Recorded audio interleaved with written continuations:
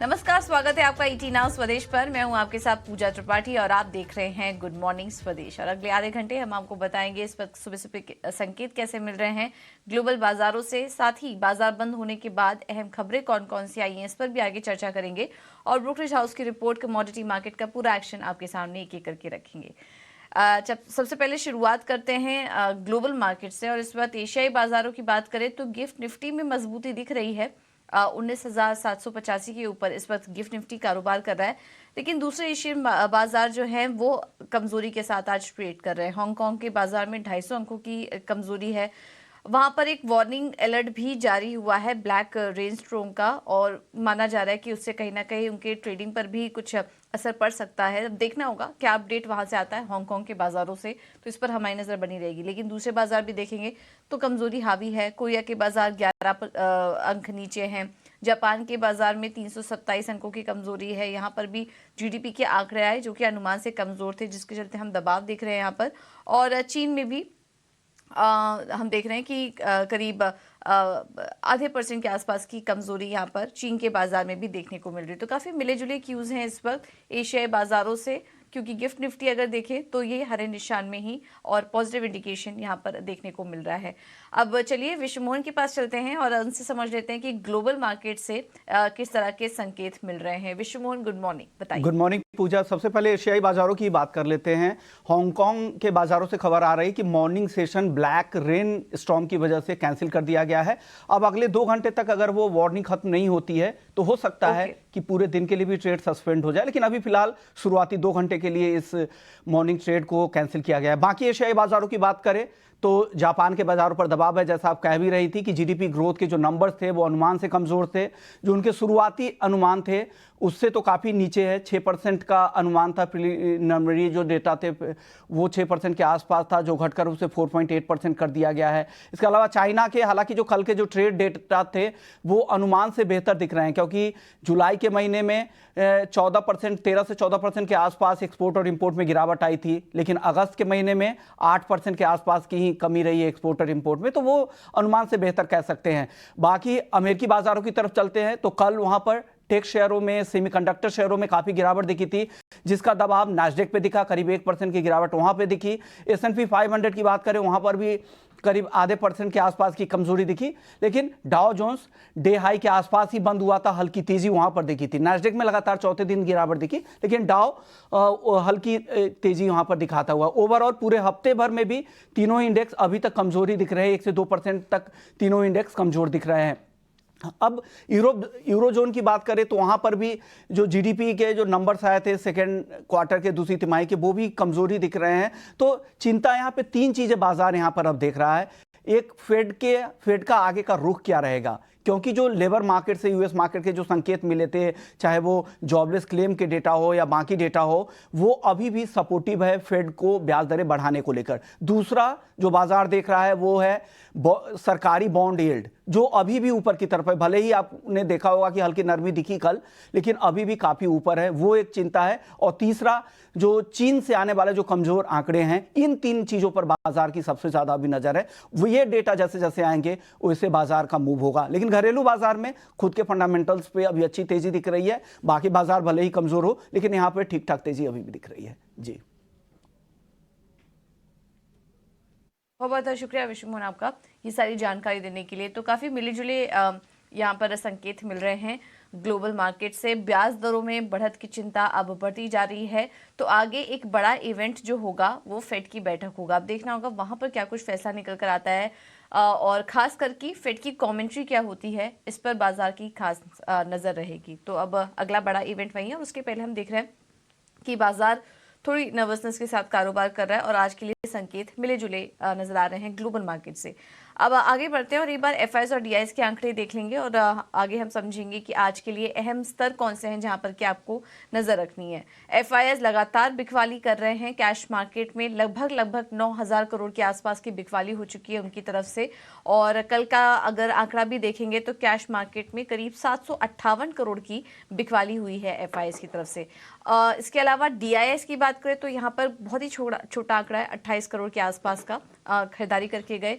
Index future में 1366 करोड़ के खरीदारी हुई है और इंडेक्स ऑप्शन में अगर नज़र डालेंगे तो यहाँ पर 18,190 करोड़ की बिकवाली का आंकड़ा है, क्योंकि कल एक्सपायरी भी थी, इस वजह से भी ये आंकड़ा बड़ा नज़र आ रहा है। लेकिन बहुत ज़्यादा कुछ बड़ा एक्शन इस बीच नज़र नहीं आ रहा है एफआईआई और डीआईएस की तरफ से, लेकिन बिकवाली जारी है अगर आप विदेशी निवेशकों की बात करें तो। अब इन तमाम आंकड़ों को देखते हुए और एफएनओ सेटअप भी एक बार समझ लेते हैं कि आज के लिए कौन से अहम लेवल्स हैं जहां पर कि आपको नजर रखनी है। ये बताने के लिए डिम्पी कालरा हमारे साथ जुड़ चुके हैं फोन लाइन पर। डिम्पी, गुड मॉर्निंग, बताइए। गुड मॉर्निंग पूजा। अगर आप कल का मार्केट देख रहे होंगे तो कल मार्केट ने दो अच्छे काम किए। पहला अच्छा काम किया कि रेजिस्टेंस को ब्रेक कर दिया। फाइनली आप उस जोन से बाहर निकल गए जिस जोन में आप बैक टू बैक फंसे हुए थे, वो था 19,600 650 वाली रेंज। मार्केट ने उसके ऊपर न केवल पार किया बल्कि क्लोज भी किया। उसकी बड़ी वजह कल ओपन इंटरेस्ट बिल्डअप था, क्योंकि मार्केट के अंदर कल पोजीशनिंग सुबह से ही काफी स्ट्रांग बन गई थी। लेकिन ये प्राइस एक्शन जो हुआ वो 12 बजे के बाद हुआ। 12 बजे से पहले ही पोजीशनिंग इस तरह की बन चुकी थी कि मार्केट आज अपना ब्रेकआउट कर सकता है, और वही होते हुए दिखा। उसका फायदा बैंक निफ्टी ने भी उठाया। कल अगर आप टॉप काउंटर्स चेक कर रहे होंगे वेटेज के हिसाब से, जो कि अच्छे चले जिन्होंने इंडाइसेस की हेल्प की, तो पहले 5 शेयरों में से आईटीसी के अलावा 4 बैंक ही थे। तो न केवल उन्होंने बैंक निफ्टी को फायदा दिया बल्कि निफ्टी को भी काफी फायदा उन्होंने पहुंचाया है। अब 2-4 इंपॉर्टेंट बातें हैं। जिनके पास पोजीशंस हैं, अब उनको ट्रेलिंग स्टॉप लॉस और ऊपर लेके आना चाहिए, क्योंकि मार्केट ने अभी एक रेजिस्टेंस लेवल वाला एरिया को टच नहीं किया। और रेजिस्टेंस लेवल क्या है? वो है 19,800 800 वाली रेंज। ये एक रेजिस्टेंस और भी है मार्केट के पास, लेकिन यहाँ तक पहुंचने के प्रबल चांसेस हैं। तो इसलिए आप ट्रेलिंग स्टॉप लॉस लगाएं 19,500 600, जहां भी आपका कंफर्ट बैठता है इसको आप स्टॉप लॉस लगा के रखें, और पोजीशंस को 19,800 के लिए रख लीजिए। दूसरी बात, जिनके पास शॉर्ट है ऑलरेडी, उनको हमने पहले भी बता दिया था कि 19,500 के पार होने पर ही अपनी पोजीशन को काट लेना, नहीं तो 650 पार होने पर काट लेना। तो ज्यादातर लोगों ने अपनी पोजीशन को कल में काट लिया होगा, नहीं तो मार्केट ने कटवा दिया होगा। आते हैं बैंक निफ्टी पर। बैंक निफ्टी के अंदर भी कल हमको देखा कि हमने थोड़ी बहुत शॉर्ट कवरिंग और खरीदारी दोनों का ही कॉम्बिनेशन आते हुए देखा है। यहाँ पर भी आपको यही काम करना है। 45,000 के ऊपर फ्यूचर्स आ चुके हैं, क्योंकि 200 पॉइंट का प्रीमियम है, लेकिन अभी भी स्पॉट का आना बाकी है। तो इसलिए आपका पहला टारगेट अभी 45,000 का रहेगा, फिर 45,200 का रहेगा। जिनके पास भी लॉन्ग पोजीशन है वो कैरी करके आ रहे हैं, अच्छे प्रॉफिट्स में आ चुके हैं, ट्रेड ग्रिप में आ चुका है, इसलिए उनका जो स्टॉप लॉस लगेगा अब वो लगेगा 44,600 44,500 वाली रेंज का। आप यहाँ पे एक चाहे तो एक स्टॉप लॉस लगा के छोड़ भी सकते हैं और पोजीशंस को आगे कैरी भी कर सकते हैं। दूसरी बात, ऑप्शंस के लिए कल भी हमने आपको कहा था कि आप सीधा सीधा ऑप्शंस लेना चाहें तो ले सकते हैं, हेज करने की जरूरत नहीं है। अभी क्या होगा कि ऑप्शंस के प्रीमियम कल काफी तेजी से बढ़े हैं, इसलिए आज का दिन ऑप्शंस अगर कोई लेना भी चाहता है तो किसी डिप में आके ले, सीधा सीधा खुलते प्लस ना करे। कोई डिप मिले तब आप उसको ऑप्शंस के अंदर प्लस कीजिएगा। रही बात स्टॉक स्पेसिफिक की, तो वो आप अपने खबर और अपने डाटा एनालिसिस के अकॉर्डिंग आप उसमें भी ट्रेड ले सकते हैं। फर्टिलाइजर स्टॉक्स और कुछ पावर वाले स्टॉक्स में अभी काफी दम है, शायद वो आपको चलते हुए दिखेंगे। थैंक यू टिम्पी आपका ये सारा एनालिसिस हमारे लिए करने के लिए। तो फर्टिलाइजर स्टॉक्स पर नज़र रखिए, यहाँ पर कुछ एक्शन देखने को मिल सकता है।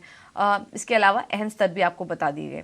चलिए अब आगे बढ़ते हैं। मार्केट पर तो चर्चा की, लेकिन आज फिर स्टॉक स्पेसिफिक रणनीति क्या अपना के चले ये भी समझ लेते हैं। हमारे साथ आदित्य अरोड़ा जुड़ चुके हैं फोन लाइन पर। Aditya, good morning, thank you so much समय देने के लिए। निफ्टी और बैंक निफ्टी का तो लेवल्स हमने समझा, लेकिन फिर ऐसे में स्टॉक स्पेसिफिक ट्रेड कैसे करें, कौन या फिर कौन कौन से सेक्टर्स हैं जहां पर क्या आपकी नज़र होगी? Very good morning. देखिए, डिम्पी जी ने बहुत अच्छा समझाया कि बाजार में एक अच्छा ब्रेकआउट आया है। अगर आप टेक्निकली देखें तो बैंक निफ्टी जो लैग कर रहा था और निफ्टी लीड कर रहा था, अभी बैंक निफ्टी की लीडरशिप लौट आई और यहाँ से भी अभी 500 से लेके 2000 पॉइंट की तेजी आ सकती है बैंक निफ्टी में। तो बैंकिंग सेक्टर अच्छा रहेगा, फिर रियल एस्टेट सेक्टर अच्छा लग रहा है, मेटल सेक्टर अच्छा लग रहा है और कंज्यूमर फेसिंग सेक्टर अच्छा लग रहा है।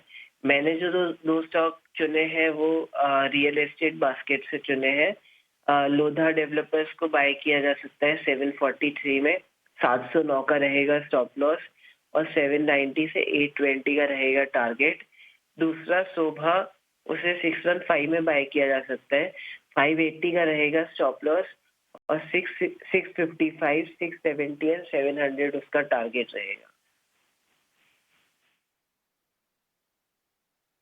ठीक है, तो ये दो स्टॉक आइडियाज़ आदित्य की तरफ से लोधा में बाई कर सकते हैं और शोभा में भी खरीदारी करने की राय 655, 670 और 700 तक के लेवल्स भी इस स्टॉक में देखने को मिल सकते हैं। तो रियल एस्टेट कंपनियों पर आप नजर रखिए, यहाँ पर अच्छी बाइंग एक्सपेक्टेड है। आदित्य, बहुत बहुत धन्यवाद आपका समय देने के लिए और ये रणनीति सुझाने के लिए।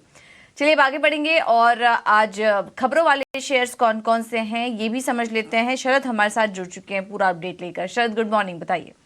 जी बिल्कुल, प्राइमरी मार्केट्स में जो एक्शन है फोकस रहेगा, जहाँ पे ईएमएस का जो है आपके आईपीओ आज खुलने वाला है। सब ओपन होगा, सब्सक्रिप्शन प्राइस बैंड 200 से 211 रुपए का है और जो इशू साइज़ है वो 321 करोड़ रुपए का है। लगभग 96 करोड़ वो एंकर इन्वेस्टर से रेस किए, जहाँ पे नाम आते हैं NAV capital, abacus fund, Morgan Stanley और गोल्डमैन सैक्स। खबरों वाले शेयर्स के बारे में बात करें तो नॉन लाइफ इंश्योरेंस की डेटा आई है अगस्त के महीने में, जहाँ पे स्टार हेल्थ का 19% ईयर ऑन ईयर बेसिस पे ग्रोथ आया है, न्यू इंडिया का ऑलमोस्ट 3% पे और आईसीआईसीआई लोम्बार्ड का देखें तो लगभग 16% का ग्रोथ देखने मिला है। लैंडमार्क कार्स भी फोकस में रहेगा। इन्होंने महिंद्रा एंड महिंद्रा को अपने पोर्टफोलियो में ले लिया ऑफरिंग्स में, और ये कंपनी जो है रिटेल करती है, लार्जली मर्सिडीज बेंज से ज़्यादा इनके रेवेन्यूज़ आती हैं। अब ये डीलरशिप जो है वेस्ट बंगाल में खोलने वाले हैं। अब बात करेंगे मझगांव शिप बिल्डर्स की, तो यहाँ पे एक मास्टर शिप रिपेयर एग्रीमेंट, जो शिप की जो रिपेयरिंग होती है उसकी एग्रीमेंट करा ली है यूएस के गवर्नमेंट के साथ। तेजस नेटवर्क्स को जो है लगभग 750 करोड़ की जो मोबिलाइजेशन मिली है रिसोर्स की, वो टीसीएस की मिली है। को टीसीएस ऑलरेडी उनको 7500 करोड़ का ऑर्डर दिया है। अब जो है उन्होंने थोड़ी फंडिंग भी की है ताकि ये ऑर्डर इस पे काम वो शुरू कर पाए, तो एक टाइप से पॉजिटिव है स्टॉक के लिए। स्टरलाइट टेक ने ट्रू विस्टा के साथ पार्टनर किया, जहाँ पे वो फाइबर कनेक्टिविटी सोल्यूशंस पे काम करेंगे यूएस के मार्केट्स में। तत्व चिंतन फार्मा में प्रमोटर्स ने 3% स्टेक यानी कि लगभग 7 लाख शेयर्स की जो है ओपन मार्केट में बिकवाली की है। टाटा स्टील ने जो है पैक्ट साइन किया वादा के साथ, जहां पे वो ग्रीन हाइड्रोजन प्रोजेक्ट उड़ीसा में चालू करेंगे। ब्लिस जीवीएस फार्मा में नेगेटिव डेवलपमेंट आ रही है, जहां पे state tax authority of Maharashtra ने जो है सर्च शुरू कर दिया है कुछ प्रेमिसेस में। अब ये सर्च जो स्टार्ट हुआ है आपका सितंबर 6 से हुआ है, लेकिन कंपनी कह रही है कि अभी बिजनेस ऑपरेशंस नॉर्मल हैं। एरिस लाइफ साइंस के जो मैनेजमेंट मीट आई थी, निर्मल बांग ने जो ये मीट ऑर्गेनाइज की थी, उन्होंने कहा कि कंपनी 400 से 500 बेसिस पॉइंट्स इंडस्ट्री से ज़्यादा बेहतर जो है चढ़ने वाली है। इसका मतलब मार्केट गेन्स होगा और सेकंड क्वार्टर से जो है प्राइस हाइक्स भी जो है देखने मिल सकते हैं, उसकी जो बेनिफिट्स हो रही है। वित्त साल 2024 के लिए 2000 से 2100 करोड़ का सेल्स का टारगेट है और एबिडा मार्जिन जो है लगभग 15% का है। न्यूरेका में निषाद गर्ग जो सीएफओ है, उन्होंने अपनी रेजिग्नेशन की है। वहीं जेबी केमिकल में लक्ष्य कतारिया ने भी सीएफओ के पद से जो है रेजिग्नेशन दिया है। तो 2 इंपॉर्टेंट रेजिग्नेशंस आ रहे हैं। और मॉर्गन स्टैनली कॉन्फ्रेंस में आईडीएफसी फर्स्ट बैंक में इंपॉर्टेंट बात मैनेजमेंट ने कहा कि वो फर्दर कैपिटल रेज कर सकते हैं इस वित्त साल 2024 में है। ओके, तो ढेर सारी खबरें हैं। प्राइमरी मार्केट भी एक्शन में है और इंश्योरेंस कंपनियों पर भी खासकर की नज़र रखिए, क्योंकि काफ़ी सारे अपडेट वहां पर आए। कल भी इसके चलते हमने कुछ एक्शन देखा था, आज कुछ और भी कंपनियों के अपडेट जारी हुए हैं, तो इस पर भी हमारी नज़र रहेगी। बहुत बहुत शुक्रिया शरद आपका ये सारी जानकारी देने के लिए। मार्केट की हमारे साथ रणनीति बताने के लिए अनुज गुप्ता जुड़ चुके हैं एचडीएफसी सिक्योरिटी से। अनुज, थैंक यू सो मच इतना स्वदेश को समय देने के लिए। सबसे पहले तो सोने चांदी से शुरुआत करते हैं। गिरावट अब थमते हुए नजर आ रही है, हल्की यहाँ पर रिकवरी देखने को मिली है, लेकिन ये रिकवरी कितनी जारी रह सकती है? यहाँ से आप सेलिंग प्रेशर ही और देख रहे हैं या फिर अब बाइंग करके चल सकते हैं सोने चांदी में? पूजा जी गुड मॉर्निंग। देखिए, डॉलर इंडेक्स एक तेजी की तरफ आता हुआ दिखाई दिया और हमने देखा उसके बाद से जो एक मोमेंटम है गोल्ड सिल्वर में वो स्टेबल होता हुआ दिखाई दिया है। हमें लगता है कि मार्केट अभी फिलहाल स्टेबल रहेगा, ज्यादा मोमेंटम एक्सपेक्ट नहीं कर रहे हैं। हमें लगता है कि अभी dollar index main role play करेगा, क्योंकि 20 तारीख को जो फेडरल बैंक की मीटिंग है उससे काफी हद तक क्लूज आते हुए दिखाई देंगे। तब तक हमें लग रहा है कि मार्केट एक रेंज में ही रहेगा। बट जिस तरीके से डॉलर इंडेक्स चल रहा है, हमें लगता है कि मार्केट एक सेल ऑन राइज देखा जा सकता है। तो हमें लगता है कि शॉर्ट टर्म में भावों में अगर उछाल आता है तो बिकवाली का ट्रेड लेना चाहिए। गोल्ड में करीबन 59,100 में लेवल मिले तो बिकवाली का ट्रेड ले, 59,300 का स्टॉप लॉस लगाएं। टारगेट नीचे 58,800 तक आ सकता है और अगर 58,800 के आसपास मिलता है तो खरीदारी का ट्रेड भी बना सकते हैं। तो अगर हम इंटरनेशनली देखें तो लग रहा है कि $1910 से लेकर $1930 के बीच गोल्ड का प्राइस मूव कर सकता है। तो ये है राय गोल्ड पर, फिलहाल बिकवाली ही करके चलिए। गोल्ड में 58,800 के टारगेट के लिए। कच्चे तेल में क्या करें? यहाँ पर भी थोड़ा अब डिमांड साइड जो प्रेशर है वो बढ़ रहा है, इस वजह से हमने ऊपरी थोड़ी नरमी भी देखी, बट आगे के लिए चाल कैसी आप देख रहे हैं क्रूड में?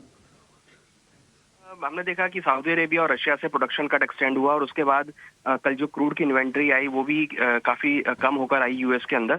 तो जो फंडामेंटल हैं वो अभी भी पॉजिटिव लग रहे हैं और हमें लगता है कि अभी क्रूड 89-90 के अराउंड चल रहा है, तो ये भी एक पॉजिटिव मोमेंटम में है, 10 महीने के हाई पर ट्रेड कर रहा है। तो यहाँ पर बाय ऑन डिप्स की स्ट्रेटेजी ही हमें लगता है कि देखी जा सकती है।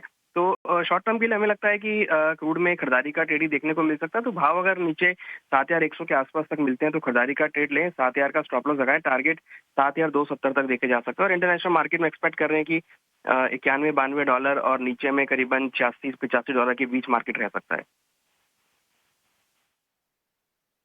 तो ये दायरे में रहेगा, इसी रेंज को आप प्ले करने की कोशिश करिए। ऊपर की तरफ अभी फिलहाल 91-92 के लेवल्स काफ़ी अहम रेजिस्टेंस नज़र आ रहे हैं कच्चे तेल के लिए, तो इन लेवल्स पर आप नज़र रखिए। बेस मेटल्स में कहीं ट्रेड करने की राय देंगे अनुज?